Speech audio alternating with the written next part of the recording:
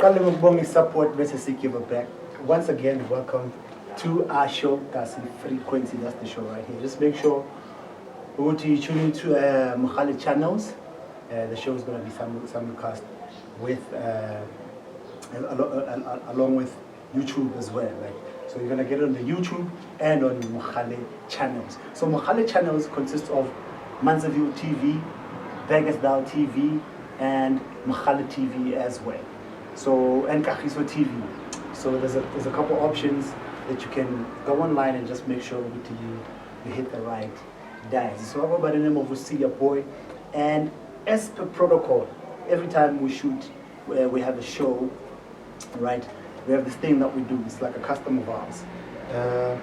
I basically rock. It's either I'm wearing it, or it's either an object that sort of signifies something that has to do with our guest for the day. So today I'm rocking a nice Soweto tee. Let me see. My director, which can? I think it's that one. This one. Sure. So we got. I'm rocking a T-shirt, which is quite significant in as far as today's our guest is concerned. So he's my boy. I just gotta throw that in there. He happens to be my boy. Yeah, we're friends, right? So sure. And he's a filmmaker. He does so much, man, in the entertainment industry. He's a filmmaker, he's a producer extraordinaire, he's an engineer. This man does so much. So I think, because I know the stuff that I don't even know that he does, hence we have him here today. So he's basically going to break it down for us and tell us about all his ventures and his endeavors. And yeah, hopefully even also his future, his dreams as well. In fact, I'm busy going on about this man, and he's right here. SpeeKa, Tapelo, Mudie. Yes, sir. Right? The man is right here. Thank you so much for coming through. Oh man, thanks for hollering. Hola. It's such an honor, man. And you know, today was a crazy day for us, in as far as coming through and preparing and doing this. And also, I'm excited about the shoot, and I just want to make sure we make this happen. You know sure. What I mean? So now that we're here, dog, super excited. Just like I think you've heard my intro in as far as the T-shirt is concerned. Yeah. So I want to take you right back to when this happened, because these T-shirts we got them from. There's a guy called King SOTRA. Upusha idea, but merch. Yeah, merch. Yeah. So what he did was he made sure he highlighted at SpeeKa, because SpeeKa had like a team. He assembled a team, and it was like the World Cup, dog. So I want SpeeKa to relay the story. I want you to take us back to 2019 when Back to the City hollered, and the entire build-up to us, and to us even getting this merch, to be rocking on stage. Shout out to King SOTRA for that as well. And yeah, because SpeeKa is from Soweto as well, you know what I mean? So represented, you know. So take us through to 2019 when Back to the City hollered. All right. Just the build-up also. Sure. Well, the story actually began in 2017. Okay. Right. So 2017, after years of failing, Sure. I entered the Back to the City 10K challenge as a producer. Right. So you submit a beat, and then if they like your beat, they put it up, and then people vote for you and your beat to make it through to the top 8 at the main event. Sure. Sharp. Submitted finally, my beat got picked. So 27 April 2017, I'm on the main stage. I'm competing against these dope producers, dope beat makers, and then I won, right? Sure. So that competition has producers and MCs. So usually when the MC wins, they guaranteed a spot on the main stage the next year, right? So that year we near Frost. You know, ironically, also from Soweto. Yeah. So, Frost and I won in 2017. So Frost automatically got a spot on the main stage. Sure. The next year. So producers just get the 10K and that's it. No automatic spot like Nah. the MC. So what I did was, You just got the 10K. I got the 10K, but I was like, this is not enough. This is not enough. So I hollered at the organizer. I was like, yo, listen, I know that the MC gets a spot to perform on the main stage the next year. But here's the thing though, I have singles that I have these gents that I have that I'm putting on. Can I get a spot also next year? I'll think about it. Yo, can I get a spot? Yo, can I get a spot? Sure. Like I pestered them. So that was you on your Steve Biko. Yeah. Yeah. You know, so I begged and begged. I think probably 2 or 3 months. Eventually they gave me like, okay, fine. So this guy, you know. So this was supposed to happen in 2018. 2018 I assembled the cats. Unfortunately, we didn't get a chance to perform because the show started late, and they obviously had to make first preference for the big names, your Caspers, so Tinage, who was sort of couldn't make the performance, so they were like, okay, you guys will perform next year, not this year. I go ahead, I was like, alright, cool. Yeah, so I enjoyed the rest of the evening, you know, back to the city, hip hop, cool. 2019, I kept reminding them, like, yo, don't forget, you know what happened last year, please put us on this year, cool. And then so it happened, and then I assembled an army of 9 MCs, including my interviewer. Including my interviewer, very dope MC if you didn't know. So yeah, it's him and then 8 other dope cats. You remember, dog? We meet up in Lini, rehearse. Amen. You know, rehearse like we're doing this. It was like, you know, Pana, this is why I describe it as what the World Cup. Sure. Because like the build up to the entire thing, because also for me, when you gave me the call and said, my man, because also you and I had dropped the project a year. No, that same year. The same year. Yeah, like in Jan 2019. I was so on the and you also reminded me of this because on one of the songs on the project, it's called Between Hip Hop and a Hard Place. In the intro, I mentioned how Back to the City is about to shut down or something like that, and I haven't performed. Yeah. And immediately, and then like when you called me, you reminded me of that. That intro, like what was going on? Like what was the like after you? And I didn't do it like intentionally. I wasn't like, oh, he said that, so I'm gonna. No. Sure. It was just because we were, like you said, we were working on a project, and I obviously needed you to be on a platform where people knew which Spanish song.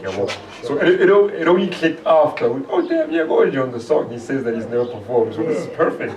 You know? It just all came together nice. Sure, and also if you don't have an idea of what a big deal Back to the City is, it's like I think it's a crowd of 25,000, like over 20,000 people. Like it's the festival. I think it's the biggest in Africa. The biggest hip hop festival in Africa. In Africa. Yeah. So this is why this meant so much for us. For a lot of us, the team that he assembled. And for me, I was super honored that you highlighted. And I also understand there's even a documentary that's out about the same build up, the same show that we basically discussed right now. You know? And for you, what did it mean for you? So I'm trying to get the sense of what did it mean? Okay, these people have been pestering them for years, and it's like a huge platform. And now finally like a show. Like what did it mean for you? And also, I think also the faith you had in the people you called, the team that you selected. Mina, I'm a huge fan of Jabba, the late Jabba, R.I.P. Sure. Jabba, in my opinion, was like the best at putting cats on. Like, if you think about it, in Motswako, literally everyone we know in the Motswako fraternity, we all know through WHP. Name them. Morafe, Casper, Cooley, Dukes. All of them somehow. Lemonka, all of them. We know them through Jabba. Because Jabba had always made sure that he pushes that. If I fit, I know you guys think I'm dope, but listen, there are these other guys from where I'm from. So, I'm not a performer. Right, I had no business asking for a spot on the main stage as a producer. Sure. It was totally not about me. But I have all these cats. I think everyone that I pulled along with the exception of Infected, because Infected had performed with Usbuda P as his hype man a few years back. Sure. But everyone else, it was their Back to the City debut. So, Sure. you know, so I had that mindset with it, like, you know, I could have easily said, yo guys, put me up Back to the City as a producer, I want to play a set, you know, because that I would have at least gotten myself a 15-minute set, yeah. But now I was like, nah. There are these cats that I've been making all this amazing music with, and they deserve to be on that stage, man. I mean, we were sharing the stage, no, Pharaoh, EPMD, Yeah, right? EPMD on the same stage. You know, so I couldn't experience that alone. So in the spirit of Jabba, I was just like, no, let's put. I know these dope cats, and I'm not gonna enjoy this alone. Sure. It's not gonna happen. So there was Bantu speaking there. Bantu speaking, you artist, War Bandit, etc. Mnyama. Mreja was there. Yeah, and who am I forgetting? And Mnyama. Yeah, etc. Mali. Yeah. And then Jeff as well. Yeah, so everyone there, we have been looking at that Back to the City stage for years on some What day? So this was perfect for us, man. And then, you know, it happened. It was amazing. It was crazy, man. Yeah. So if people want to check out the short docu that was short. Yeah. The build up, because I understand it was about you. It was like an interview. Yeah. People can also check it out. Yeah, on YouTube, it's not listed there. So you have to follow my page, and then I'll share the link. Yeah, SpeeKa RSA. Yeah, but it was shot by Where's the Beef Media, amazing production team, you know, rapping all day. Where's the Beef now say? Sure. Yeah, so yeah, they hooked it up for me. It looks amazing. Check it out. You know, yeah. Alright, man. So we're gonna get into all that, and as far as the work is concerned, also. Yeah. Because in fact, there's a lot to the fact that I have you here today. Finally, there's a whole bunch of stuff that because what we do with this work that I'm doing with Kasi Frequency is we want to try and get into the guest's mind. We just want to get into how is it, what is it that makes them tick for them to even make the moves that they're making. Because I know now, this is just a young teaser with Martin. You shall collab no Zakwe as well. It's a collaboration thing that you like it's a movement. It's not even like must be collab. You know how people think, there's a song. One man featuring. No. It's not even that. Because you are a producer, so you know it is that's my playing. But essentially you're working on something huge, but we're gonna get into it. I want us to go back to the beginning. Yeah. Like where was this man born? Okay. Where, when, and like just your upbringing. Yeah. Was it ringing upbringing? All right. Once upon a time in a land far, far away. I'm kidding. Sure. So 1989, Soweto, Coast Clinic, Deep Kloof. 2nd of March. DK. Okay. Yeah. Pulled up, earth on some what's up. You know, I was born and raised. Well, I was born at Deep Kloof, and then we lived at Dube for a short while with both my folks, and then we moved to a Putatland in '92. So at Putatland, that's the hood. That's where I was. Sure. That's where my character, my everything developed. So you were like 3 when you... Yeah. So that's where I grew up, man. Iskela, primary school in Mikeleze, Jozi. Both parents, police officers, you know. You know, sure. which can be weird for hip hop head, you know how it goes. The po-po. You know. In the house. It was always awkward, and everyone is like, the police, now you're there on some issue. I can't say anything because, you know, that's how I get to school.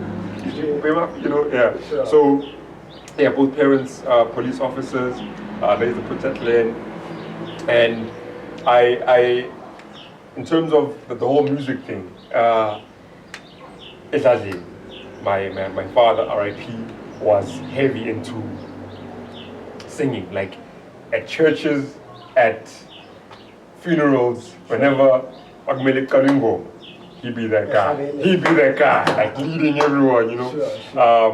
My mother had a dope ear for music, so just like with most children, I guess, you know. Like with my daughter, if you ask her what she listens to, she'll tell you everything her mother listens to. Yeah. So same story with me. Everything that my mother listened to, me and my sister listened to, like your Barry White, IPC, Sure. you know, Brenda Fassie. If mom pressed play, that was our vibe. Yeah, you know, with the Van Roses Killing Me Softly, but with that hip hop flavor. But at the time, because at the time, you know, we listen to Kwaito, right? Sure. But here's the song with this. It's fresh, Yeah, you know, this beat, you know. Yeah, so to me, it's just a soul song that's amazing.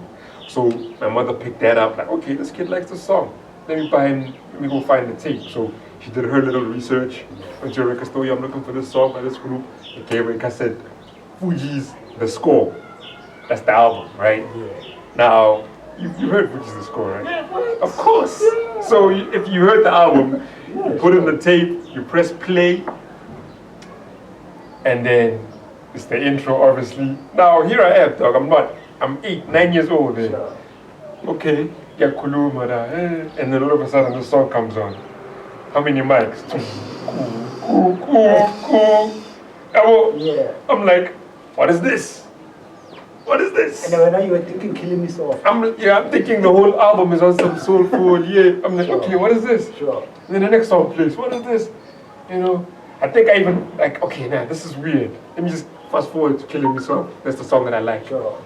Yeah, and then that's how I discovered hip hop. And then by then I was listening to a lot of TKZ as well. So, because TKZ, as we all know, it's a bit of hip hop influence there as well. Yeah, so technically they introduced me to hip hop, but hip hop as a state, Yeah. I got introduced via Fuji's The Score, and I can genuinely say that since Fuji's, my love and interest in hip hop music, before the culture, hip hop music as a genre, that's where it began. That's where after that So yeah. So this was because you had moved to DK like in '92. To Clan, Clan, yeah. To Clan from DK. Mm. So from Dube. Yeah. Okay. Oh, so you went. I was born in DK, lived at Dube, Dube. then we moved to Clan. Yeah. Right. And then now, how old are you now as you when you press play on that? When I press play, I'm 8, 9. Okay. 8, Sure. 9. Yeah. Sure. And I'm in grade 4. Yeah. Yeah. Just like Ria. Yeah, Shout out to Ria, by the way. When he Yeah. says his daughter Ria, she happens to be here. Shout out to Ria. Yes. And yeah. So it's wild that I'm talking about me in the 4th grade and she's in the 4th grade right now. 4th grade. Yeah. Sure. And then now you start like, hey, you know, this thing, I don't even know what it is. And then obviously, because with me also, when I first discovered, then you want to discover, then you start discovering more stuff. Yeah. Like who did you, and because you're a producer as well, and then you end up now producing and tell us more about. Okay, so with that Fuji's tape, right? Because this was '98. Yeah. That was my only link, or I don't know, whatever, to hip hop connection. Yeah. I was still heavy into Kwaito. Like my collection had like TKZs, all this Kwaito, and that one Fuji's tape, right? So yeah, that's the only hip hop I was listening to, and then I'd see like on TV, like your DMXs. I didn't care, right? Cool.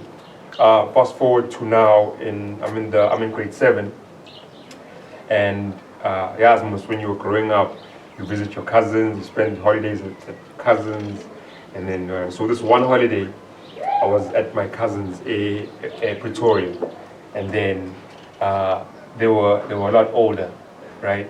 So they were hip hop heads, like full pro. So Eminem, Marshall Mathers LP had dropped. It dropped in 2000, but I was there 2001 when I was in grade 7. So they pumped that album like every day. So that's when I discovered Gucci. Oh, okay. Like I sort of discovered the technical aspect of hip hop, like with like rhyming. Like I mean, you know Eminem talk. He'll rhyme. This sentence will rhyme with the with the next. You know, right? Sure. That's when I started paying attention to that. For Eminem, I was like, oh damn, this guy. Okay. And then I sort of used Eminem as a gauge. Like, but I listened to everyone else. Be on some. Nah, this guy's not Eminem. Is this hazy? Nah.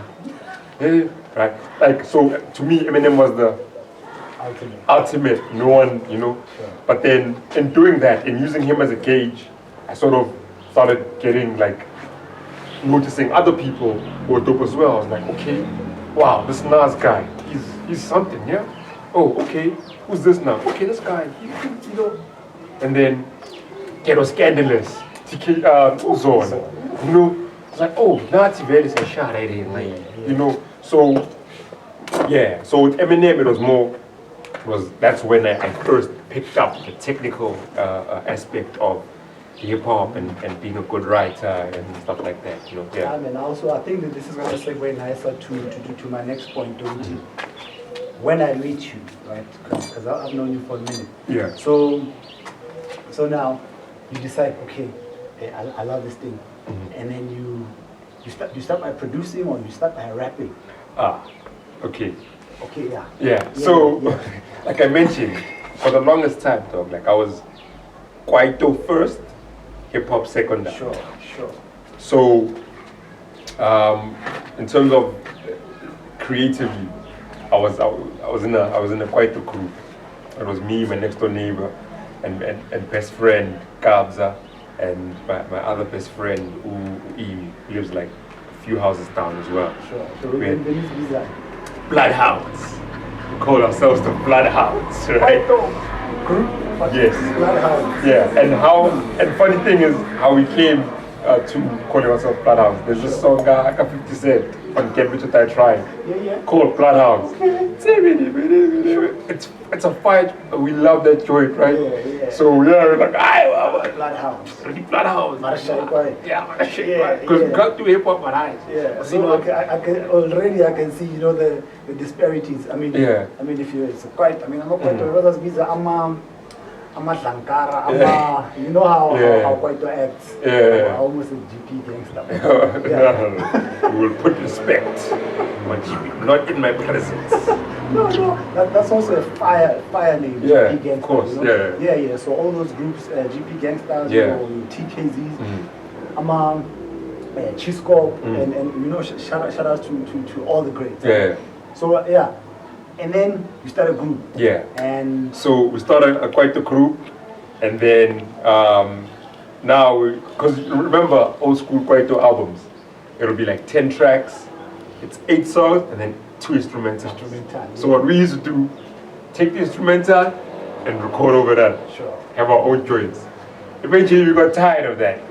Like, come on guys, we have to get beats. Sure. You know, and between the 3 of us, I was the only one with a PC. They were like, hey man, you got a PC? Why don't you make beats? I was like, make beats? What?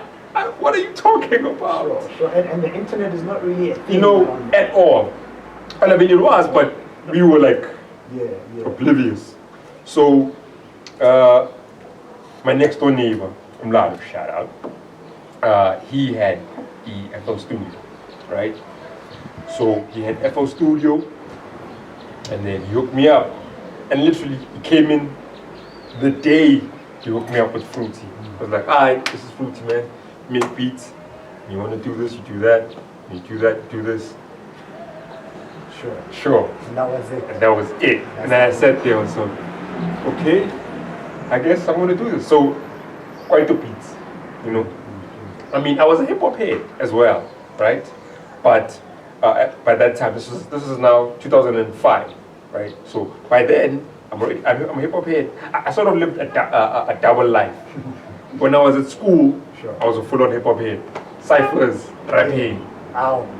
I'm SpeeKa, I mean the chance, shy quiet. Sure. So I was leading a double life. So when I would make beats, it would be for our crew. So being shy, quite a piece. Yeah. Sure. Tires screeching in the Sure. So, yeah, and to be honest, hip hop beats sort of intimidated me. Like the quieter beats came naturally, you know, because I felt like I love that. quiet, like it came. The quieter beats. I mean, they were terrible, sure, because I was starting out, but they came more naturally. Sure. And then when I started making with hip hop beats, I sort of eased into them, you know, eased like slowly with and then when I finally, you know, got the hang of it, then the rest is history. Alright, and so now you get into making hip hop beats. Yeah. And this is when I meet you. So for me, I think it was because we to 2005, and so I think we met 2010, 11. Yeah. 2010, 11. So pass on the work and do something with you, and then we finally did it in 2019. Yeah. So this was so like 2010. 2018. I'm sure 2010 I had received the beats. Yeah. But I don't know how, like the kind of picture Yeah. I can give to people, when the kind of work that you do and what you've done thus far, and your humility as well, you know, that thing of not, I've worked with so and so. You know, like this man is always humble, and every time it's like he hasn't done much. In I think late 2007, yeah, I started linking up with Upin. Sure. The guy who does the beatbox for the soil. He was my first sort of, you know, link with the soil. So if I fast forward to now 2008, and then my kid sister, shout out, ended up becoming homies with the soil, right? And she would always come home and say, yo, there's this group called the Soil, they're amazing, you should check them out. Sure. Word. Sure, it wasn't all of them. It was Samkelo and Unsega, Pino, and a few other gents who are not part of the actual group. But something Soweto, yeah. Sure. So they haven't blown up yet. No. Nah, they're still doing the thing, you know. So there was an event that they were working on. Yeah. So with him, he had this unique idea of saying, you know what, listen, Sharp, I'm 21, but I'm not a typical 21-year-old. I'm a creative. I'm in the creative space. I'm surrounded by creatives. So for my 21st, I want to have a poetry session, right? So they hit me up on some, yeah, dog, so we're doing this thing. What you got? Give you guys some beats as well. Edit it for you guys. Sure. Word. And then that's how that sort of relationship with the guys developed. And then during that process and that evening of actual event of poetry on the soil, which was in May, I forgot which day, but it was in May. Yeah, working on my debut project. That's when I was now sort of learning and creating at the same time, because my biggest pull, or my biggest advantage of being around people like the Soils and Motswako was that I had the privilege of seeing them rehearse and listening to how they talked to each other, right? Sure. For example, singing back to Ola, I'm hearing this amazing music, but then they stop abruptly, and then one of them says, nah, dog, you're off key there. Nah, dog, for real, nah, I'm grand, I'm alright, I'm just guesses on me, I shy here. And then that was great. Before that, I had no idea what being off key was. So they sort of fine-tuned my ear, and then I had the privilege of working with them on my debut, my debut mixtape, which featured everyone that I was working with at the time. And just the process of creating that project. If you had to have been like at an event, 2009, just watch the Soil perform. Like they'd literally rock up to an event where no one knows them. By the end of their set, people are crying. What What? Sure. You know, so we all sort of knew, okay, it's only a matter of time now. I didn't even know who they were. Yeah. You know? Killing it. You know? This is before they went in and they did big things in the world. So I'm thinking for you, I must say something, and then you start thinking, when is my time going to happen? And then they end up quitting. So how do you keep going to say, I know my time will come? Because what I'm doing, obviously not doing the same thing as they are, but you're in the same industry. So how does this fuel you to keep going? As we were working on Insane Marriage, my debut mixtape, Sure.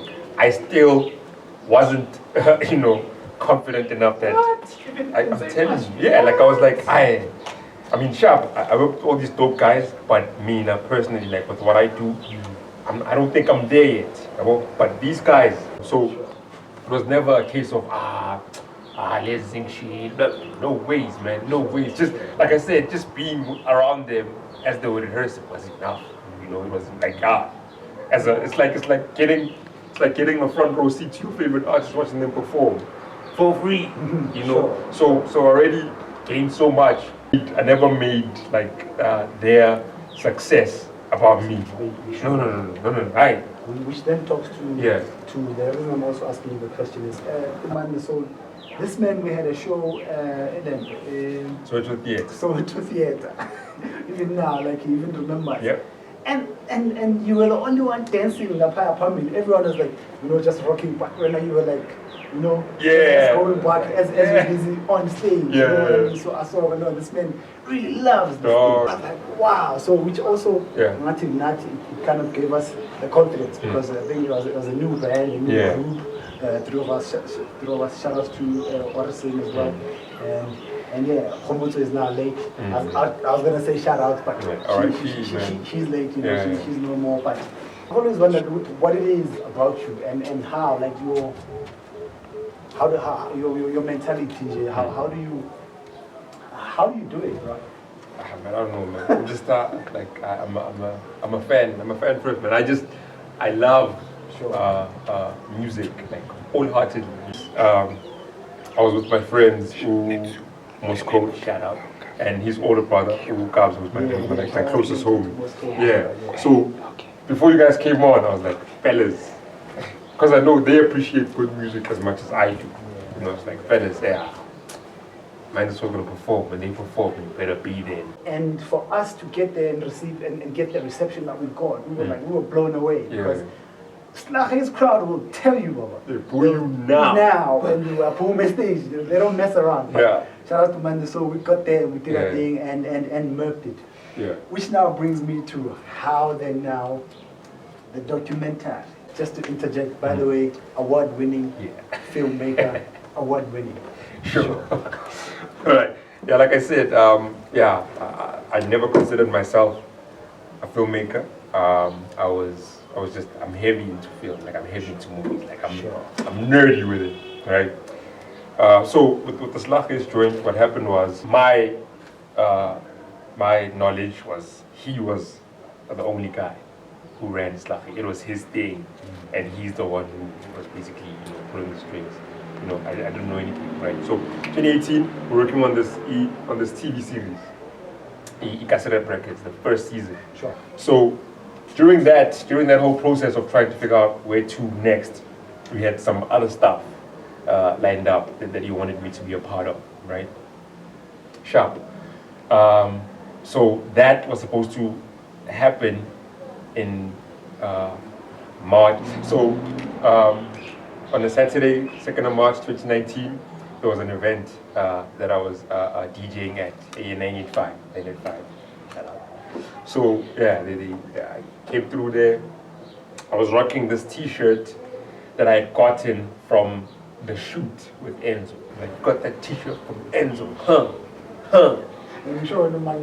So now it's like, this is a bit confrontational. I'm like, we work together, what's up? And then homeboy was like, man, you better not rock that around here. My meeting with Enzo is on Monday. This is Saturday at the gig. Monday, before the meeting, I'm like, hey dog, so Saturday this happens, da da da da. He's like, what? He's like, yo, describe homie to me. So I describe him. He's like, oh man, that guy, man, he was part of the gents, yeah. He worked with us as we were putting together this dark cloud. It's always negative and bad. Man, like you almost got into it with this dude. You know, like I just wish that someone would just revisit that story and just break it down. And I'm standing there and I'm like, he was like, all right man, so if you say you want to do this, here's everyone you speak to.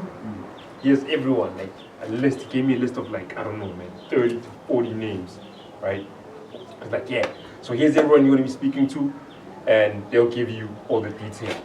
And because like I said, there was like a weird energy, so some of them I called on some, yeah man, I'm doing this document about SLAGHUIS, oh what, did Enzo send you? I'm like, nah, he didn't send me. It's me, Sure. So Enzo's not involved. Yeah, it's not, it's me, this is me. Like, I'm just curious, I'm really curious about the story. I mean, you saw the document. Yeah. Like, yeah, there were a lot of moving parts. Yeah, I know. Yeah, like, even the process of interviewing people was like emotionally exhausting. Because you're sitting there with someone, they're telling you their side and they're hurt. Because I can imagine it's real to them. It's not a script that I'm making up. No, yeah, so with Time Zone, and then it was edited by the homeboy, Uteli Proski. Dope, right? So finishing the SLAGHUIS docu, it sort of solidified my working relationship with Enzo, and we ended up doing like a lot more stuff together, and it's just been like the past 2 years of just the stuff that we've collaborated on, whether it's me doing a voiceover for a series that he's doing, or and I saw you also went on to do the pro docu, as well. Yes, I did the sound design and final mix for that. So just in work-wise, my relationship with Where's the Beef Media all stemmed from Midai. And it was playing on SABC One, right? Yeah. A few times on SABC One. A couple of times. What is it called? The Pro Doki? Thank you, son. The Kasirap Bible. Thank you, son. The rap. Yeah. So we did that. We did this documentary on Kwaito. I'm still in love with Kwaito. It's sort of sure. From his perspective, the whole thing. It's pretty dope. And there's the Hip Hop Effect that I narrated and did the final mix as well. So so there's a bunch of stuff that we did and a bunch of stuff that's still gonna come. And now the 2 awards you won. Yeah. Like, tell me on that day when you got the Call Toli award. Yeah. Like, I think it must have caught you off guard, unless you were like, I know this. Yeah. So in the year that we dropped the documentary, someone said, and I can't remember who it was. I think it was either Time Zone or Enzo himself. Sure. They said in passing in Djibouti, hey man, why don't you enter this docu into some festivals or whatever? Or submit. Yeah. All right, cool. So there's this platform called Film Freeway. It gives you a list of practically all the film festivals you can think of. So you go on there, and then that's when I found out, most of these festivals, to submit, you have to pay, right? And so I couldn't submit to most of them because they were too expensive. Yeah. So there was one, the New York Hip Hop Film Festival, and I thought, perfect, hip hop. This documentary is about all the hip hop. Yeah. It's free. Why not? Submitted. This is late 2019 in September when I submitted. Sure. Cool. And then 2020, our good friend COVID-19 comes through. Everything shuts down. Now, that's when.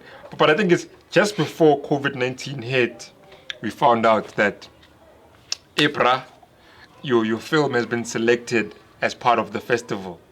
No awards yet, just part of the festival. So it's going to be showing. It's going to be at the festival in New York. We're like, what? Yeah. So that already is a win. Sharp. Now we're within COVID.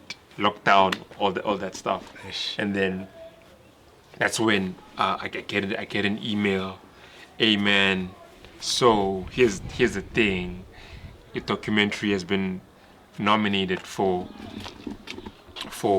best documentary at the it's called the GOAT Awards, the Hip Hop Film Festival GOAT Awards. Yeah, so you've been nominated in the best documentary feature. Nominated. That's a win for me. Yeah. Man, I've never been to New York, but our work is there and it's been nominated. Sure. Sharp. Just a claim. You know, sharp. 31st May, that's when the sort of the ceremony, the award ceremony takes place, obviously online, you know, because COVID. Yeah. COVID. I'm really New York, no. Yeah, but anyway. So it takes place online, and I'm watching, I'm streaming the whole thing, you know. Sure. And then this lady,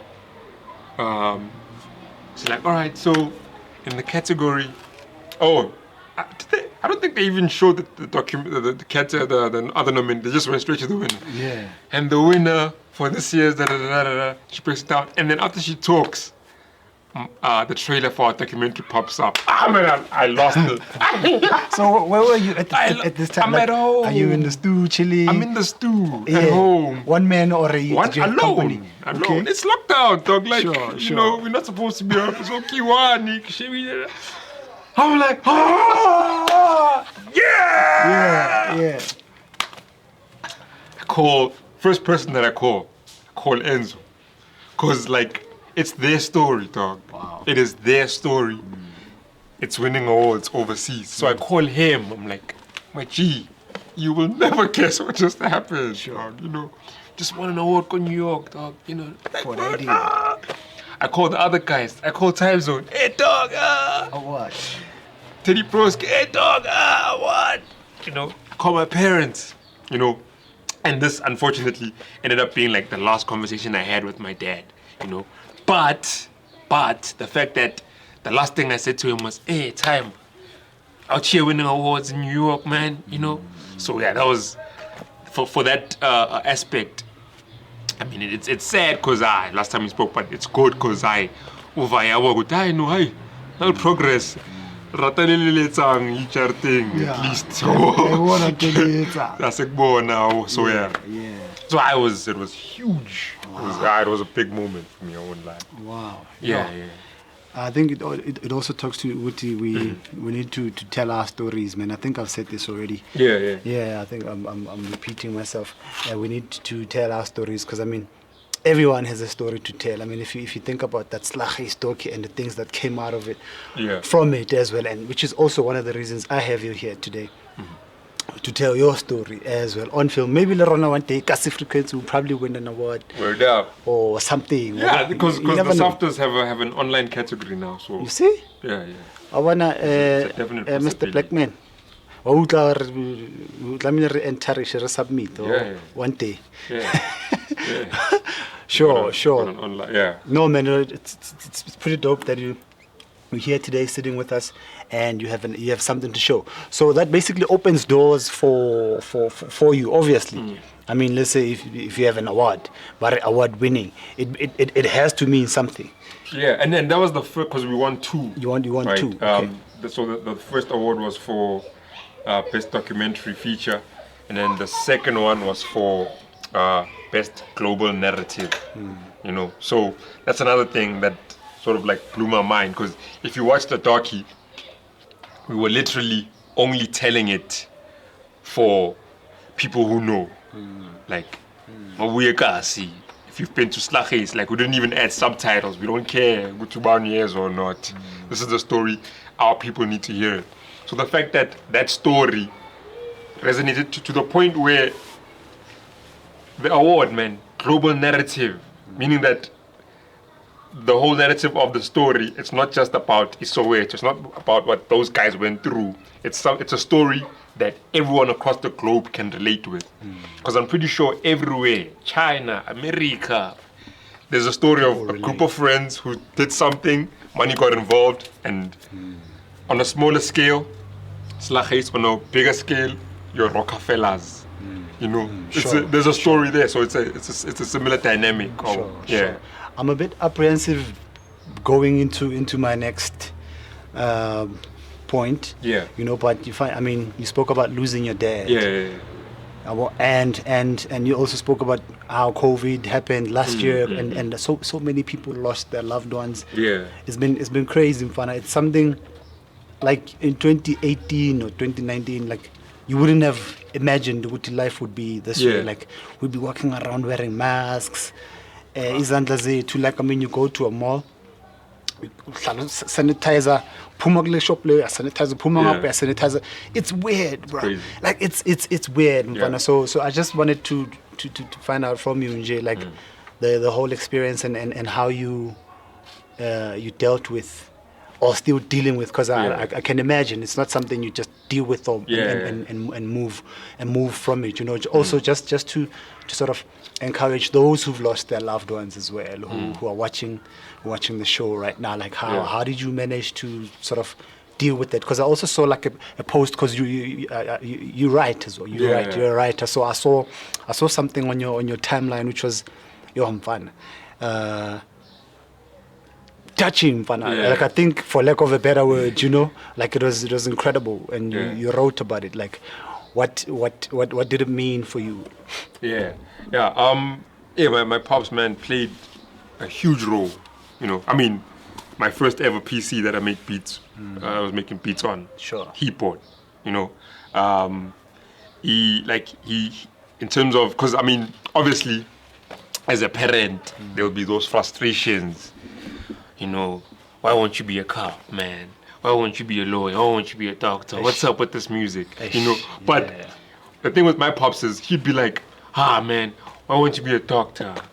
Yeah, okay, sharp, here's money for you. Monitor, whatever, but why won't you be a doctor? Okay, fine, no, here's cash so you can go to SLAGHUIS, but why won't you be a doctor? Still supporting. Still supporting, but why won't you? But okay, you know, so there was always that hope. Okay, fine, I see what you're doing, but come on, man, there's other. But okay, but you know, Sure. when our TV show, Kasirep Records, when it was airing, both my parents never missed an episode, never. What? You know, pops would call like, "Hey man, what's a shave?" Like, you know, what's that TV? You know, but the fact that they were still watching. So my pops, man, and he was mad proud. You know, he was like. When he talk about me, be like, Fana, I'm to a DJ SpeeKa, you know, like, I'm not a DJ, but he was still like, you know, with our parents, when they think music, they think you're a DJ. Producer now, DJ SpeeKa, you know. So, always supportive, both my parents, man. So, the fact that our last conversation involved like a major step in terms of everything that I'm doing, like winning. So, that stays with me, and man, I mean, obviously, it's not easy. You know, it's my pop's father figure, monumental. So, all the best I can do, you know, to like sort of honor his legacy is try and make it. You know, it would be, I don't know, offensive if now I lost him and then I just sort of like caved in on myself and gave up. And so, now there's no meaning to any of this. Nah. Sure. Gotta keep moving. Gotta show him, okay, no, that was the beginning, pops. You know, still at it. Still doing my thing. Still, you know, representing for the fam, you know. Yeah. Man, shout outs to you, man. Shout outs to you for keeping strong and just being there. And making sure, because you also have a low one, you know. No doubt. Alright, man. So let's get to the now. What you're doing now, because I understand. I spoke about it earlier. When I opened, you okay. SOTRA CYPHERS happened. You started it 2016. SOTRA CYPHERS. I'm telling the story. You should be telling the story. So I think just tell us about SOTRA CYPHERS, and then basically get into what it is that you're doing now, Zakwe, and how that came about. So with the SOTRA CYPHERS, sort of happened by chance. So what happened was on the 18th of May, 2016. remember the date, player. 18th of May 2016. I was serving my notice at my job because I was done. Like I made a decision. You know what? This 9 to 5 thing is not for me. I'm a creative. Sure. Whatever it is that I'm going to be doing from here on, it has to be in the creative space. Like if I stay here, I'm either going to lose it or I'm going to take it out on all my colleagues, get to work one day and just knock everyone out. And we don't want that. I don't want that. So to avoid that, Sure. I'm just going to leave my job and then focus on, music, content, So 18 May 2016,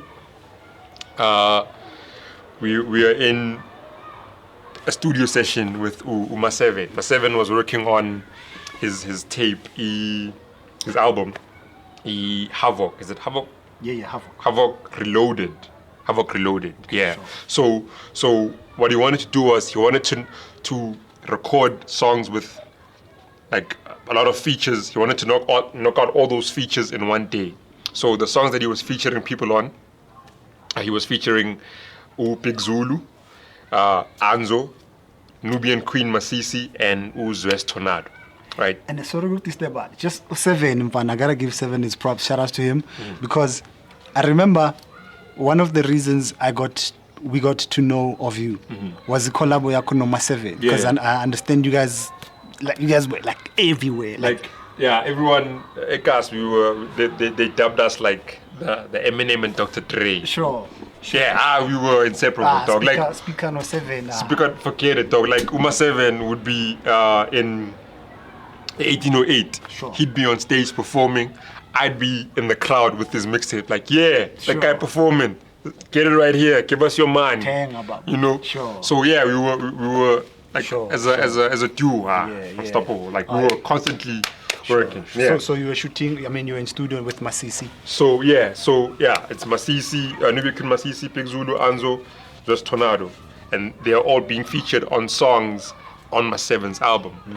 But now the thing is, they all now had to write in studio, and as a producer, as an engineer, that is a bit much because it takes forever when that happens, So at some point, as they were writing, so we sort of like took a young break. So I was like, I'm a chess man. Manfuni, shoot and rapper on a beat, and then just so I have some content here. Yeah, I literally shot it with my phone at the time. It wasn't a camera. It was a phone. Yeah. So we shot that, and then after shooting, we were like, okay, let's record now. We're done with our verse. All right, cool. Recorded, blah, blah, blah. Session ended. The next morning, I'm like, Konji, I shot your footage numbers. Let me just edit that. So literally, as I'm editing it, I'm like, I want to call this SOTRA CYPHERS. It was the first name. I'm not kidding you. Sure. It was the first name that popped up in my head. I didn't have like a list of names. Sure. I was like, I'm going to call this SOTRA CYPHERS. And then I even designed a young logo as I'm editing, put it together. I was like, call it part 1. I should get more cats. Yeah. And this is developing. Like, this is as like literally all of this is happening as I'm editing the footage. Sure. I'm editing the footage, designing the logo of SOTRA CYPHERS at the same time. Yeah. So that comes together, and then the day after that, now, because we shot it on the 18th. Yeah. On the 19th, I edited. 20th, I dropped it. Put it out. Bah! SOTRA CYPHERS part 1, and my whole gimmick was, if you guys make this reach 1,000 views, I'm giving you a second episode. Another one. Yeah. What? So and it happened, So this is the Big Zulu Wemalening. Same, yeah. That's the Big Zulu. Yeah. So But don't get it twisted. Like he wasn't like a nobody by then. Yeah. He was still like making moves. No, definitely. But only now he's really now he's gone. Like he's gone now. Yeah. So the same Big Zulu. So at the time he was still like on the come up, bubbling under, So basically, it's safe to say SpeeKa made Big Zulu. Nah. So you made Big Zulu. No. Siyabonga uZulu unemali eningi. No. Ngakhohlwa la phuma khona. I'm kidding. Big Zulu has been doing his thing, but shout outs to you also, man. Yeah. So it happened. So I was like, all right, guys, if you guys give me 1,000 views, that'll show me, Uti, you really want more. You like this, yeah. So, I think it took a few weeks, like 3 weeks, 1,000 views. I called up the next batch. I was like, Mtizo, Knox, Sfili, Sure. Ferguson, come through. Episode 2, I was like, all right, if you guys give me 1,000 views on this, I'll give the third one. Boom. 1,000 views. Eventually, I stopped caring about 1,000 views. I was like, I'm going to give you the next one, whether you give me 1,000 views or not. Sure. I'm gonna give you. And you kept going. Kept them coming, And kept now them coming. it's a machine. 5 years later, I get hit up by the award-winning, the gold-selling, the extremely talented, Umapolite. now, Makolete. You know, he hits me up on some SpeeKa, man. Like This is Zakwe. you know, this is Zakwe, dog. And during the lockdown, he had his like KZN lockdown cipher, you know, which I was also like, oh man, this is dope. I was watching, you know. So he hit me up on some, man. You probably know this. DM. No. Oh. WhatsApp. You got my number from Anzo. Shout out to Anzo for the pass. Yeah. Yeah, so hits me up WhatsApp. He's like, man, I mean, you know of the KZN lockdown, but you know that SOTRA CYPHERS was the inspiration, right? Sure. I was like, What? That blew my mind. I was like, Is that what he said? yeah, it's like, man, like, you've been doing this for the longest time. I did this last year because of the lockdown. Yeah. You have to know, SOTRA because of Cypher you. was the inspiration. All these other ciphers that are popping up, they know, And this is coming from Motswako. Yeah. That like blew my mind. So it's like, how would you feel about because K-Ron lockdown cipher, you bring 15 cats from a Gauteng, I bring 15 cats. I was like, say no more. What? Let's go. Let's go. The next week I had people in the studio shooting. See you, I'm ready. Let's go. Sure. And then, so that's been incredible because not only were we exposing our respective provinces to talent, but like it got to a point where it got picked up by Metro FM, right? The beautiful thing about the ciphers now playing on Metro FM is that most of these artists create music with the hopes of their songs playing on radio, On air, right? yeah. And it's a thing, Uti, when you make a song, you dump down your content in hopes. But here we are, raw. Nothing dumped down. Maybe I just had to censor for radio, but essentially, raw content. They didn't have to pay no payola or anything like that. It's just you rapping your heart out, and it's playing on a national broadcast. So that was huge. So Zakwe came, man, and that was the first season. We were looking up our second season. Yeah, I understand the season 2. Yeah, so in the 5 years that I've been doing SOTRA Cypher, this is like the 5th year is when like one of our biggest milestones happened, man. Cause now these people are like, I've had cats from Soweto on some, hit me up on some, yo man, that cat Zakwe brought, man, who's that guy, Kawa? Ay. Sure. Now Untanga is a fan of this KZN cat, which is So people exactly are getting the platform. which is exactly what we were trying to do. So it was beautiful, dog. Yeah. And just to put it out there, I haven't received a call for season 2 or from this man, so I don't know what this man's thinking. I'm kidding, but I've been on the SOTRA Cypher. Shout outs to you like 4 times already. What up, yeah. I think we did like Man the Soul Part 1. And we did I think part 10, Part 10 and Part 28. 28 with you and Horace, and then the anniversary. the anniversary. Yeah, like 2 anniversaries Yeah. which we were featured on. Shout out to you. Word. Thanks once again for the call. Yeah, always. But yeah, man, you stay putting people on, and that's essentially who you are, man. That's, I guess, we appreciate you, fam. Yeah. And yeah, man. So the sky's the limit from here on. You're doing the collabo with Zakwe, and there's also some other ventures that you. Yeah. So yeah, we still like SOTRA Cyphers. I don't know, man. It'll stop. I don't know. Maybe like when I die or something. And the filmmaking also continues. Yeah. Like I said, we're working on some stuff, but not me being the director. Sure. Me in the other aspects like maybe like co-writing here and there, final mixing, sound recording, with a bunch of amazing projects under Where's the Beef. One of them, you mentioned the Pro and Pro Kid Battle of the Pros. Battle of the Pros. Yeah, we're doing this documentary on SA battle rap, and we touch a bit on that battle. Oh, so that is going to be amazing. Sure. Like you. Trust me. And I was there. If you want somebody who has a witness, you can just holler. But we're close to wrap it. But yeah. This is a ring.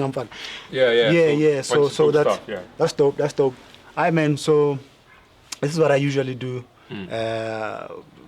Just before I wrap up the show. It's not a game. I don't want to call it a game. We're playing a game or nothing. But I love words, man. Like words make the world go round. I mean, when God created the world, He said, "Let there be light." He spoke it into being, right? Sure. So words, Mfana. So I just throw.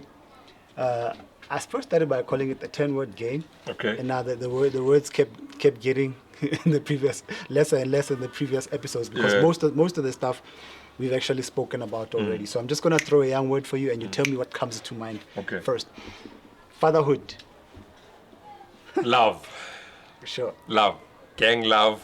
Like I know, like, you know, people usually say, "Ah, man, when I got my kid, that's when I thought my eyes opened up to the world." Sure. And that is a fact. That is a fact. That's exactly what happened.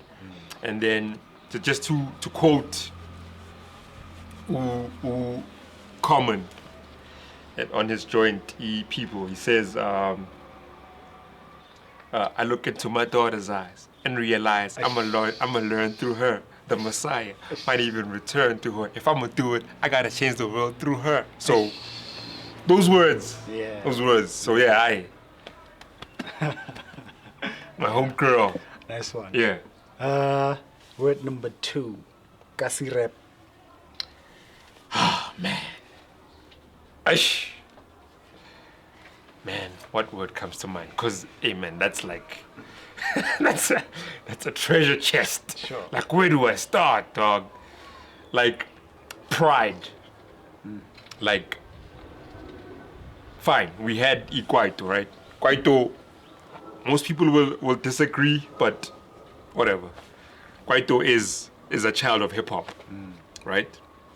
Hip-hop, whenever it reached a certain area, it became something else. When hip-hop came to Atlanta, it became crunk. When it went to England, it became grime or whatever. Grime. When it came to South Africa, it became Kwaito, right? Because essentially, you are rapping. Fair, you're saying the same thing over and over again, but you're rapping to a beat. So, fine. Kwaito was the firstborn hip-hop in South Africa. And then, for me, you guys can call me, you can debate whatever, but for me, it then, without feeling the pressure to, yo, man, meleng faka machain, nah, iba ring a dog, uti, yeah, ikaslam, backpaga, you know, government just buys like ngetal, you know, so it's still hip hop.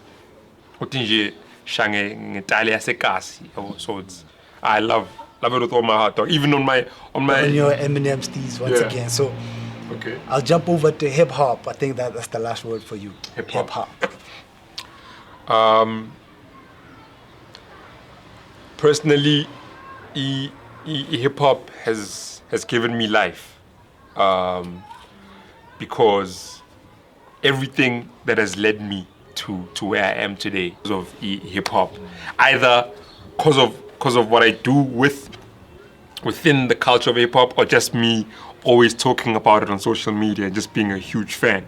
But either way, the first thing that people think about when they talk about me is hip hop. And when I first, quit my job, the thing that I ran with was hip hop. So with me, music, hip hop, sure. How I talk, dog, and I'm saying, you know what I mean? Sure. Hip hop, how we dress, how hip hop. I mean, obviously, ngoba vele like SpeeKa sports, sase Soweto, yabo. But sure.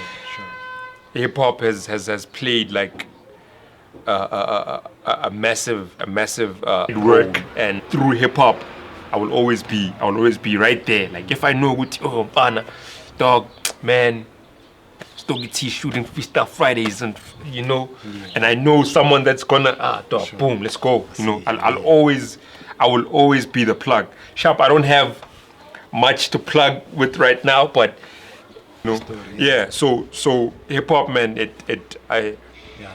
I take like it, man. I could go on. Yeah, I think we get the idea, though. Yeah. Before it starts sounding like the Brown Sugar movie. Remember the movie? Yeah. Yeah, Brown Sugar, Tate Diggs and Senna Lathan a while back.